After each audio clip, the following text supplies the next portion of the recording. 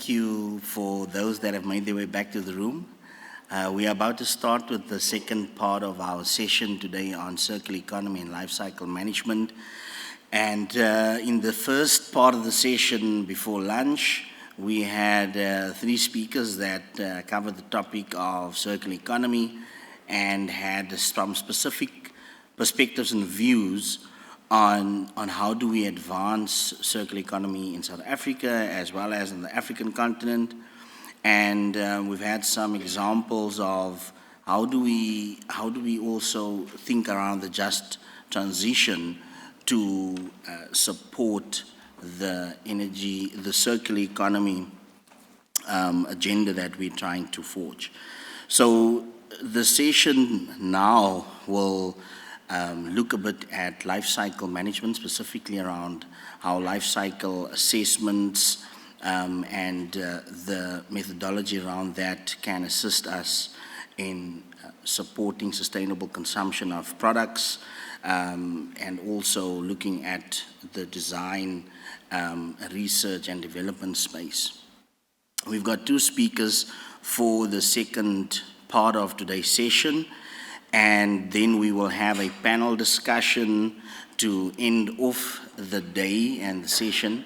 And we, of course, will allow for questions.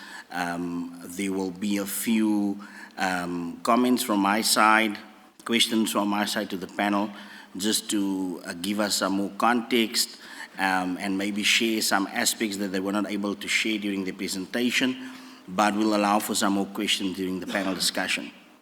So our first presentation will be by Dr. William Stafford. He is from the CSIR, and he joins us online and will be presenting, doing his presentation online. So if we could just get the connection to the Microsoft Teams screen. So the presentation that will be done by Dr. William Stafford is on extending life cycle assessments to inform sustainable product design, research and development. And we will now connect to him. I think our technical guys are trying to connect us to Teams at the back. All right. William, can you just unmute yourself, just Hello. See. Yes, we can just want to check if we can hear you. Can you hear me, everyone? Yes, we can. Good afternoon. Thank you. Thank you. I'll be introducing you to life cycle assessments in South Africa. Got an echo.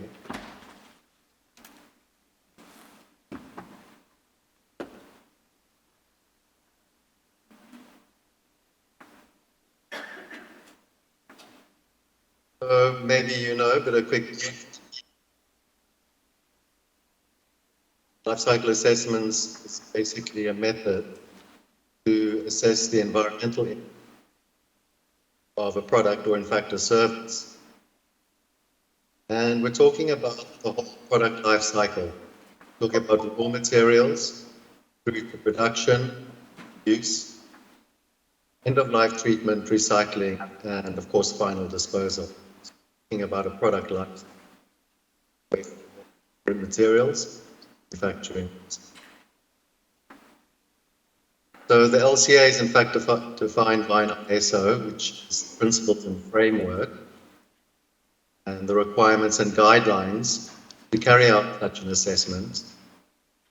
So it essentially means that these assessments are hopefully more systematic, and the results are more standardized, transparent, consistent and comparable. In other words, we'll be able to compare the environmental footprint of one product versus another and have confidence in that comparison. And we'll be able to believe, for example, one eco-labeling scheme which claims one benefit, carbon footprint or whatever environmental impact we might be looking at, versus another eco-labeling claiming performance of a product. So it's essentially a standardized approach And looking at the example of a pair of cotton jeans, one of course considers manufacturing the raw materials, cotton, the processing, manufacturing jeans per se, the marketing and sales, use, waste production, and disposal. And of course, this life cycle can occur in different parts, or in different countries indeed, and the raw materials be exported across. And therefore, one needs to carefully consider the types of impacts one which looks at, carefully account for them, because the impacts may include the use of water resources, use of land, for example, in addition to some of the pollutant type impacts. So the life cycle assessment process is essentially an input-output analysis of the whole product life cycle. The whole product life cycle, of course, is the raw materials going into material processing, product manufacture, use, end of life, and final disposal. So one needs to account for all the raw materials and energy going in and all the outputs coming out of the process. One of the outputs, of course, is the product one sells to the market and also sell additional co-products, but one needs to account for the emissions and wastes produced. That accounts for the environmental impacts of a particular product.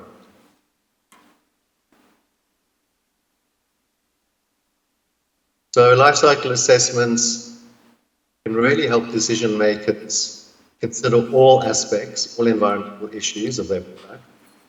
It can also help to identify unintentional impact actions.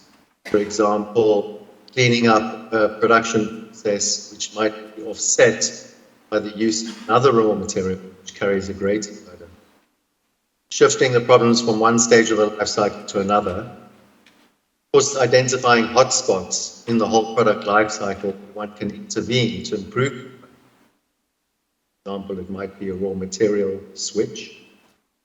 Supporting some claims, for example, I mentioned eco-labeling claims of environmental performance. Obviously, there's a premium, one could call it a green premium, products which have a good environmental performance, who have a low impacts. And consumers are increasingly willing to pay for those types of green premiums. And that type of eco-labeling obviously needs to be supported by claims and sound scientific assessment methods. And of course, LCAs can also help to improve decisions regarding the actual system design. So upfront, when one's thinking about what product to design, how to manufacture it, what raw materials to source, how to dispose and manage of any wastes produced, help to improve those decisions regarding the actual product design.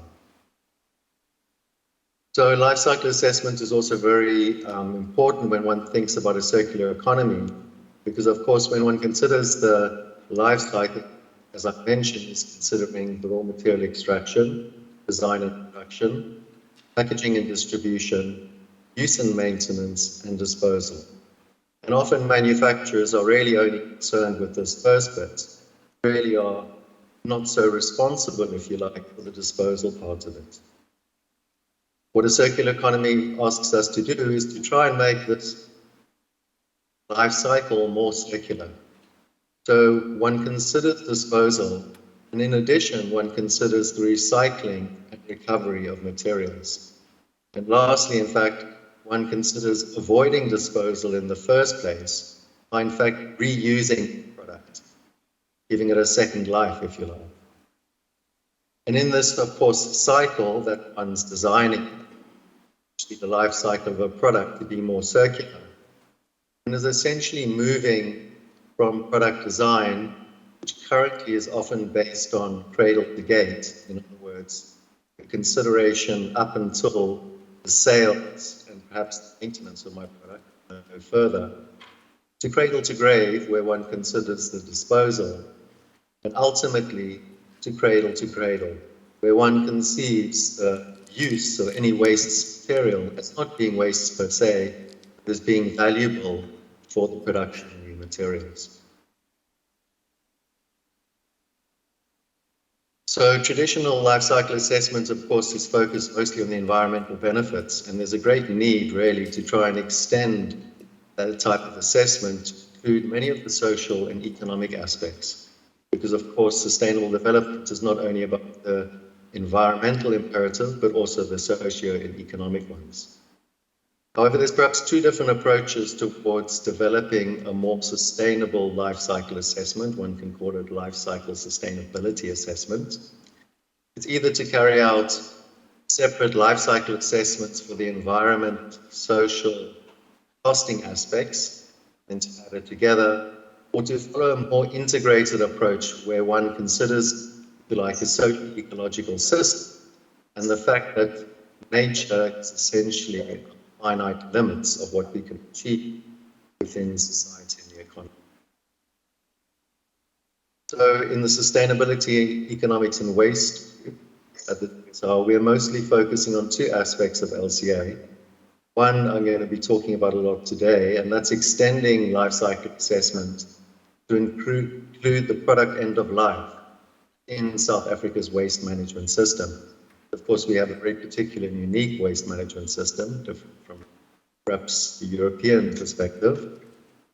And of course, that needs to be contextualized with local data, but also extending environmental life cycle assessment to include several other indicators which might be important, environmental, but also socio-economic perspective.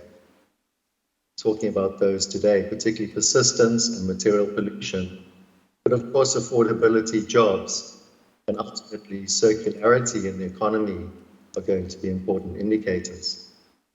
Other work we're doing quite a lot in the Sustainability and Economics and Waste Research Group is guiding and harmonizing life cycle assessment. So that's trying to better inform producers to fulfill the life cycle assessment as is now required in our new legislation. We have new legislation incorporating extended producer responsibility, which is setting essentially collection and recycling targets for the plastics packaging industry and several others, as well as somewhat harmonizing our life cycle assessments so that we can compare perhaps our products with any other European products which are more or less now adopt a particular form of life cycle assessment called product footprints. So traditional environmental life cycle assessment, of course, includes a whole range of different indicators. Its idea is to give the environmental performance of the product, and of course, it therefore considers things like ozone depletion, greenhouse gases, particulates, water use, depletion of natural resources. All these midpoint indicators are important in order to determine the actual damage and impact of a particular product. What's particularly missing from these types of environmental assessments is plastic pollution, or more accurately, materials pollution. And I say it's missing because we're starting to realize that there's actually what could be considered a global crisis of plastic pollution, very similar to the climate change crisis that we put our eyes to relatively recently.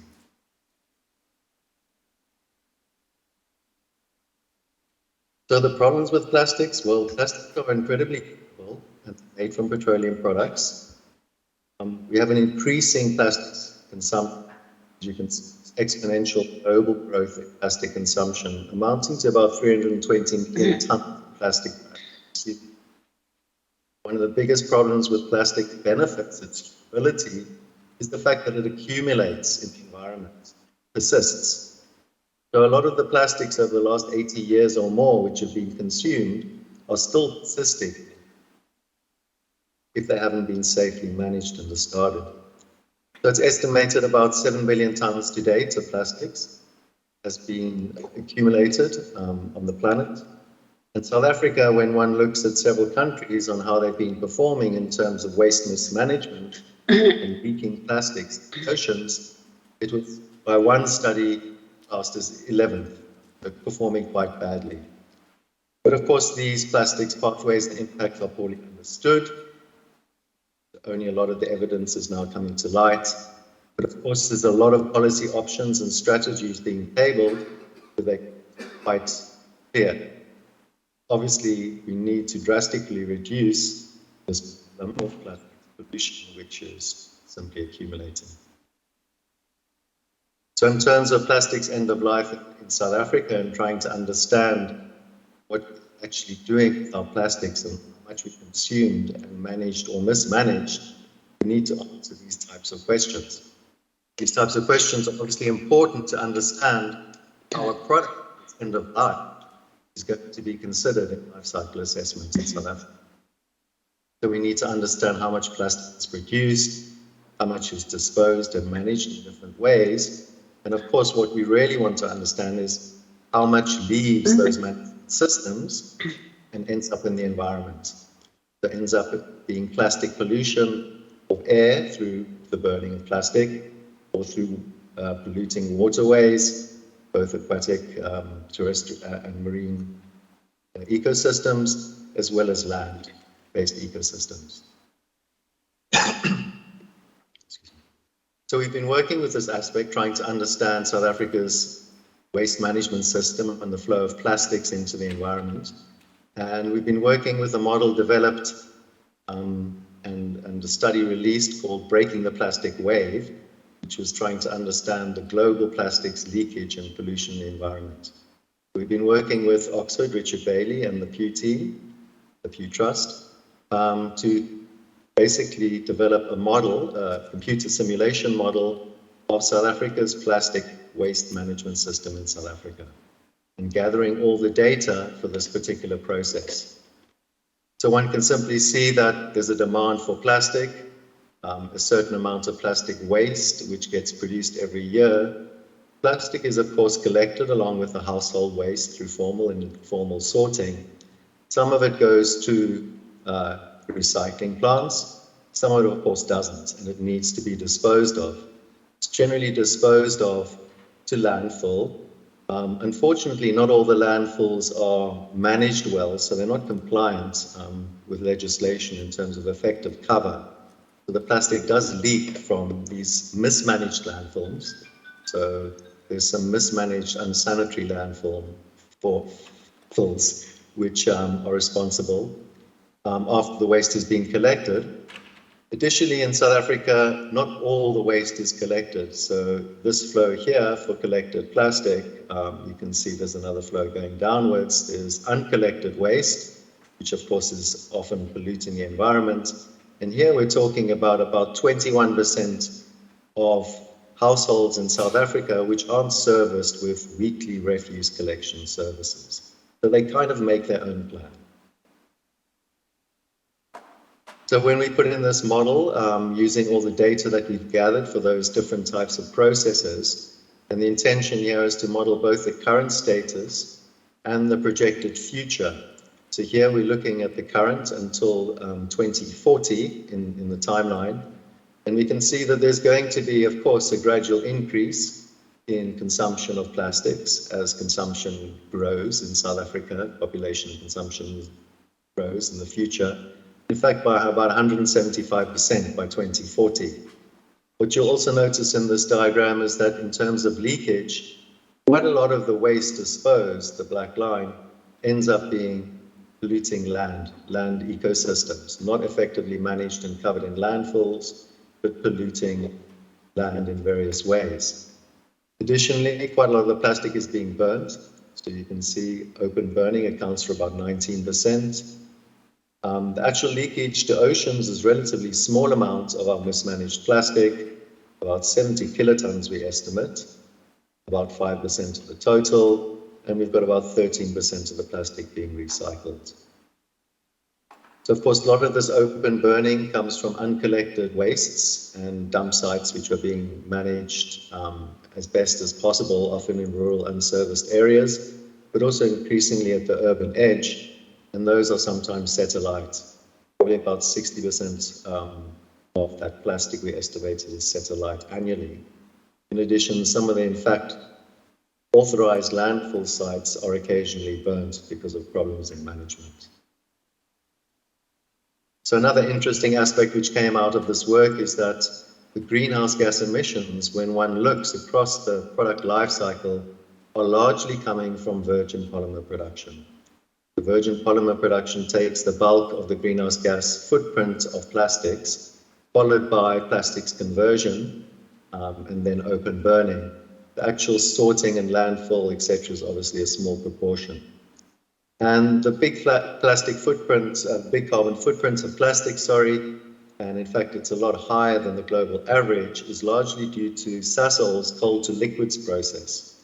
So plastics are derived from petroleum refining, but in South Africa's case, a lot of that petroleum type of crude, that syn crude, comes from the Sasol coal to liquids because we're quite deficient in oil reserves. And basically our plastics therefore carry a very high footprint as a result of that coal to liquids process. So when we're thinking about how can we strategize and reduce this plastic pollution problem, there's obviously several ways we could go about it. We could just stop consuming plastics, but obviously that's neither very feasible. They're critical for some applications, in many cases perhaps not, but often increasingly important for not only food safety, but perhaps medical applications. So it'll be difficult to perhaps reduce consumption of all plastics, and indeed one would perhaps need to substitute to other materials which might carry additional costs and burdens. Not only that, but of course we need to somehow trade off or think about jobs, and also we need to think about costs if we need to think about sustainable development and system change in South Africa. So if we're really to reduce plastic pollution, we have to somehow tailor the system towards a sustainable development pathway where we can trade off these objectives, reducing plastic pollution and greenhouse gases, but also reducing costs and maximizing jobs. So in this application which Richard Bailey's been developing together with the Pew Trust, you are able to essentially trade off these different types of objectives. In other words, maximizing jobs, minimizing costs, and minimizing pollutants, both plastic pollution and greenhouse gases. And one comes to what we conceived as a sweet spot, trading off these objectives, and that results in about a 2 to 4% per annum increase in different aspects, what we could call them strategies of reuse, collection, recycling, and safe disposal.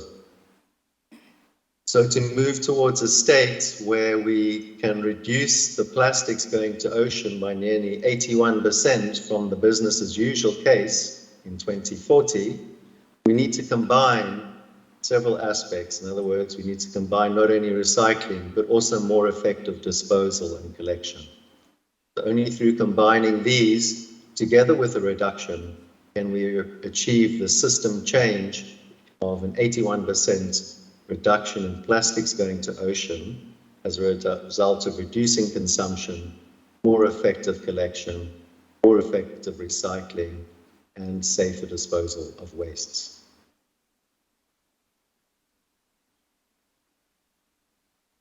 So that gave us a good insight into the end of life and to develop an effective end-of-life model that can be used together with life cycle assessments when looking at plastic products in South Africa. But of course, what we also need is some kind of indicator which can be used to get a handle to understand the types of impacts that plastics can cause. So we've obviously assessed where the plastics are going in the waste management system and how much is leaking to different ecosystems, land, how much is leaking to the air being burnt, and how much is going to aquatic ecosystems, both freshwater and marine. So the next task was to develop, if you like, an indicator, a persistence indicator and a material pollution indicator that can complement existing life cycle assessment indicators. Because as I mentioned, our current life cycle assessment indicators don't include persistence or material pollution in plastics. So we tried this on a couple of case studies. We've done the plastic shopping bags in South Africa, the shopping bag alternatives, and more recently we've been looking at alternatives to takeout containers. So often takeout containers are made from some of the cheapest materials, and that's polystyrene, expanded polystyrene or EPS. You may be familiar with the clamshells and sometimes foam cups. Polystyrene, foam polystyrene in this case, has got good insulating properties, and it's obviously very lightweight and very affordable. But of course, it breaks up into fragments quite easily. Because it's very lightweight, it can get dispersed into the environment very easily. And it has a propensity for litter. So it's been quite an objection or a sore point for many communities, and few cities around the world have in fact banned polystyrene. Of course, being tabled and talked about in South Africa, and one agency talking about it is these Durbanites Against Plastic Pollution, and they've been highlighting the problem with polystyrene on Durban beaches and calling for a ban. So of course, when one does this, one needs to think about the alternatives and to assess the alternatives based on a life cycle assessment, looking at the environmental impacts of polystyrene and the alternatives across the whole product life cycle. And then to also think about this issue, which isn't well captured, of course, in our current life cycle assessment methods and databases, and that's this persistence and material pollution at end of life. So of course, if your wastes aren't being managed effectively, there's going to be more leakage from those systems and more pollution of the environment. So this plastic pollution indicator is essentially a measure of how long the material is likely to persist in the environment. And of course, plastic will degrade incredibly slowly in the environment, both through physical and biological means. Typically, we're talking about 10 to hundreds of years for plastics to degrade. And that's obviously not considered really biodegradable, which other materials such as paper, perhaps some of the new bioplastics are. So persistence takes into account the mass, the amount of material, and the time it degrades in the receiving environment, whether that's in the waste treatment process, such as the landfill, or whether it's in the marine environment or on land. One can use simulated data from laboratory testing of biodegradation rates for plastics and alternatives, and to apportion the life cycle end of life of a certain product to these compartments, if you like, and then to get an understanding of the actual persistence of different materials. So here's a conceptual diagram of how persistence in material is being used to assess the material pollution in the environment. We obviously have a product being used, for example, a plastic product, and it's end of life. It does have an opportunity for reuse we may want to consider, but a certain amount is disposed into the environment. And it goes through our waste management system, which I showed you earlier, which we now have quite a good understanding of, and there's considerable leakage into the environment, and that results in persistence. Material remaining in the environment for considerable amount of time, depending on its nature, of course. But in addition to that aspect of persistence, there's of course dispersion and intrinsic value, which has an influence on what we could call the materials pollution. So of course, it's not just about persistence, it's about how likely that material will leak perhaps from the landfill site or be wind blown into the beach or into the marine environment. So one thinks about dispersion and also the likelihood that it will be retrieved before it actually escapes into the environment, which speaks to the actual value of the product. In other words, something like copper you don't see lying around the environment too much, but plastics I'm noticing quite a lot. So that's how we develop these indicators, both persistence and material pollution, to basically serve as a proxy for the actual damage of biodiversity and ecosystems, which we really know is going on, but we don't really have a clear understanding of the impact pathways. So this is some results looking at the environmental impacts from polystyrene and certain alternatives. The alternatives are far-ranging. We've got bagasse and we've got paper. We've also got some biodegradable type of plastics, which are now coming on the market. One can clearly see that from an overall environmental impact score, that's the recipe indicators, a whole range of different indicators, global warming, particulate, eutrophication, etc., a single score. So you can see polystyrene performs incredibly well, very low environmental impact score. compared to many of these alternatives. The picture is quite different when one looks at persistence. One can see that expanded polystyrene and several other of the plastics, polypropylene and polyethylene terephthalate, PET, those plastics, traditional plastics, have a really high persistence. Bioplastic, for example, PLA, somewhat less. Some of the other bioplastics, PBS, PBAT, etc., considerably less persistence because they do, in fact, biodegrade in the environment. When one takes into consideration the fact that there's materials pollution, there's dispersion, which depends essentially on the density of the material, one can see that expanded polystyrene, of course, performs quite badly. So in terms of the material pollution indicator, it's about 400 times more polluting than paper. So these results were very informative and I think quite consistent with what we observe and the biodegradation data that's been supported into the model. And it really calls for us to move away from some of these materials which we know are very problematic, which have a very high materials pollution indicator. So as I mentioned, the next task really, having understood where the plastics go in South Africa's waste management system, and to derive these very useful indicators of persistence and material pollution to complement all the other impact indicators being used in life cycle assessment, one needs to somehow understand the impact pathways. So a very active area of research now is to understand, yes, given the amount of plastics polluting different ecosystems, whether it's plastics which are being burned, or plastics on land, or plastics in marine and freshwater ecosystems, we need to understand how that's impacting human health, and that's often measured in an endpoint of daily adjusted life years in LCA. And also we need to understand how it's actually impacting species relevant and of course present and unique or endemic to South Africa. For example, our penguins off our coast in the Cape, we may not have turtles suffocating on plastic bags, but we have another species which may be at risk from plastic pollution. So there's all sorts of unique aspects to consider when one moves from an actual indicator to an ultimate single score, which would include all the impacts that we know, plus this new one we've developed of persistence or materials pollution.